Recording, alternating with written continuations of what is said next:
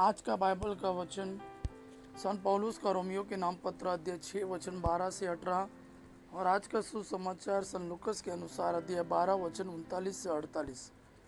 संत पौलुस का रोमियो के नाम पत्र अध्याय 6 वचन 12 से 18।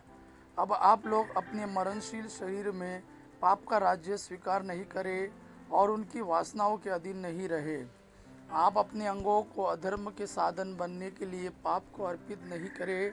आप अपने को मृतकों में से पुनर्जीवित समझकर ईश्वर के प्रति अर्पित करें और अपने अंगों को धार्मिकता के साधन बनने के लिए ईश्वर को सौंप दें। आप लोगों पर पाप का कोई अधिकार नहीं रहेगा। अब आप संहिता के नहीं बल्कि अनुग्रह के अधीन हैं। तो क्या हम इसलिए पाप करें कि हम संहिता के नहीं बल्कि अनुग्रह के अधीन हैं? कभी नहीं। क्या आप यह नहीं समझते कि आप अपने को आज्ञाकारी दास के रूप में जिसके प्रति अर्पित करते हैं और जिसकी आज्ञा का पालन करते हैं, आप उसी के दास बन जाते हैं। यह दासता चाहे पाप की हो जिसका परिणाम मृत्यु है, चाहे ईश्वर की हो जिसके आज्ञा पालन का परिणाम धार्मिकता है। ईश्वर को धन्यवाद कि आप लोग जो पहले पाप के दास थे, अब सारे हृदय से उस शिक्षा के मार्ग पर चलने लगे जो आपको प्रदान की गई है। आप पाप से मुक्त होकर धार्मिकता के दास बन गए हैं। आज का सुसमाचार संत लूकस के अनुसार अध्याय 12 वचन 39 से 48। यह अच्छी तरह समझ लो, यदि घर के स्वामी को मालूम होता कि चोर किस घड़ी आएगा तो वह अपने घर में सेंध लगने नहीं देता।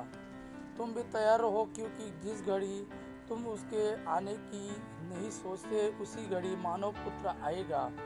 पेतरुस ने उनसे कहा, प्रभु, क्या आप यह दृष्टांत हमारे लिए कहते हैं या सबों के लिए? प्रभु ने कहा, कौन ऐसा ईमानदार और बुद्धिमान कारिंदा है जिसे उसका स्वामी अपने नौकर चाकरों पर नियुक्त करेगा ताकि वह समय पर उन्हें रसद बांटा करे।